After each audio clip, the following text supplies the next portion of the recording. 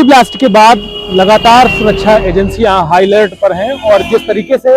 दिल्ली में कल रात में जो हादसा हुआ है और ब्लास्ट में लगभग 12 से 13 लोगों की मौत हो चुकी है और लगभग 20 की संख्या में वहां पर आसपास के लोग घायल हुए थे। वहां के जो सूत्र हैं उनके अनुसार अगर माना जाए तो वहां के आसपास के घरों में काफ़ी हद तक क्षति हुई है और कई गाड़ियां जल करके राख हो चुकी हैं। फिलहाल इस मामले पर लगातार सुरक्षा एजेंसियां अपनी नज़र बनाए हुए हैं। एनआईए को यह जांच सौंप दी गई है कि किस तरीके से इस एंगल को देखकर समझा जाए कि ये कार्रवाई है या आतंकी संगठन के द्वारा किए हुए वारदात हैं। फिलहाल मैं आपको दिल्ली के कुछ घटनाक्रम के बारे में आपको बताते चलूं कि किस तरीके से दिल्ली में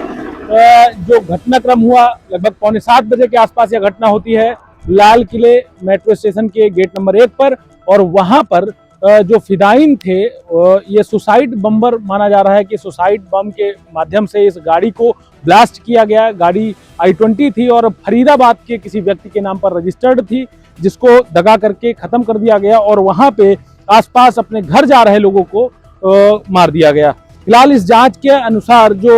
निकली है, जो जानकारी निकल कर आ रही है कि डॉक्टर उमर उन नबी पुलवामा जम्मू कश्मीर के बताए जा रहे हैं, जो कि जम्मू कश्मीर के रहने वाले हैं और पुलवामा के हैं। तो कहीं ना कहीं इनके भी मारे जाने की साथ में ही खबर है और सुरक्षा एजेंसियों की जो नज़र है वो लगातार बनी हुई है। दिल्ली पुलिस अपनी पूरी सतर्कता बढ़ाए हुए है और इस घटना के बाद से पूरे देश को हाई अलर्ट पर रखा गया है। फिलहाल इस मामले के कारण कई देशों की प्रतिक्रियाएं आई हैं और कई देश भारत के समर्थन में खड़े भी हुए हैं। प्रधानमंत्री नरेंद्र मोदी ने भी मृतकों के प्रति संवेदना व्यक्त की है। गृह मंत्री ने भी तुरंत अपना वीडियो जारी करके और एएनआई से बात करते हुए मृतकों के प्रति संवेदना व्यक्त की थी। फिलहाल जो अभी परिस्थितियां सामने समझ में आ रही हैं, कहीं ना कहीं लाल किले को अभी बंद रखा गया है और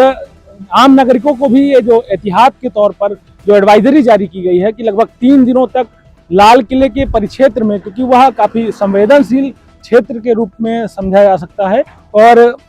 आसपास की जो एरिया है वो काफ़ी क्राउड वाले एरिया हैं, जैसे चांदनी चौक और जो भी वहाँ पे अगल बगल के जितने एरिया हैं वह काफ़ी घनी जनसंख्या को मतलब रखते हैं और वहाँ पर लोगों की लगातार आवाजाही भी बनी रहती है। तो कहीं ना कहीं इसके चलते सुरक्षा के कारणों से सरकार ने एडवाइजरी जारी की है और वहाँ पर आम लोगों को जाने के लिए मना किया है। फिलहाल ज़्यादा पैनिक होने की ज़रूरत नहीं है। सरकार ने एकदम स्पष्ट तौर पर कह दिया है कि इस मामले को लेकर के गहन जांच चल रही है और सुरक्षा एजेंसियां जल्दी ही किस फिदाइन हमले के या किस आतंकी संगठन ने इस वारदात को अंजाम दिया है उसका भी पता लगा लेंगे। फिलहाल जो अभी इस मामले को UAPA के तहत दर्ज कर लिया गया है और राष्ट्रीय सुरक्षा को लेकर के जिस तरीके से सुरक्षा एजेंसियां एक्टिव हैं और कल से लगातार हमारी नज़र बनी हुई है इस मामले को लेकर के और लोग वहां पर डरे हुए हैं। लेकिन सरकार के द्वारा स्पष्ट तौर पर कहा गया है कि जिस तरीके से इस मामले को अंजाम दिया गया है, कहीं ना कहीं वारदात में शामिल अपराधी और वारदात को अंजाम देने वाले लोग बख्शे नहीं जाएंगे और गृह मंत्रालय ने बहुत ही सख्ती से इसका जवाब दिया है और लगातार नज़र भी बनाए हुए है। और दिल्ली ब्लास्ट में जो कार ब्लास्ट हुई है, I-20 कार थी, वह तारिक नाम के किसी व्यक्ति के नाम पर रजिस्टर्ड बताई जा रही है, जो कि डॉक्टर थे। इनका लगभग ग्रुप था, 5 से 7 लोगों का ग्रुप था, जो सभी लगभग डॉक्टर थे, अच्छी क्वालिफिकेशन रखते थे। बावजूद इसके जिस तरीके से घटना को अंजाम दिया गया है और आम लोगों को वहां पर मौत के घाट उतार दिया गया है, कहीं ना कहीं यह काफ़ी विभत्स कर देने वाली घटना है। फिलहाल पूरे देश में, हर एक राज्य में, हर एक जनपद में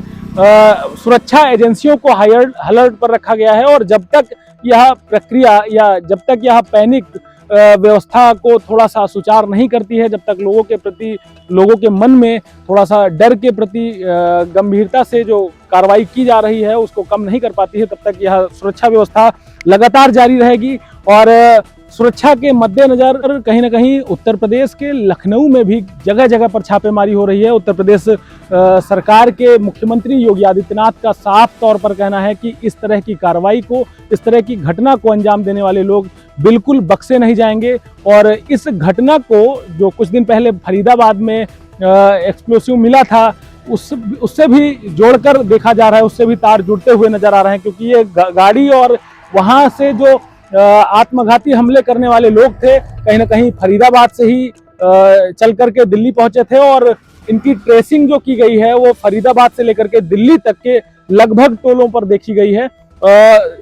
आम जनता के लिए नेशन स्टेशन यह अपील करता है कि बिना गृह मंत्रालय या फिर दिल्ली पुलिस के अलावा किसी भी अन्य सोर्स पर बिना ध्यान दिए हुए या बिना किसी तरह की पैनिक क्रिएट करते हुए अपनी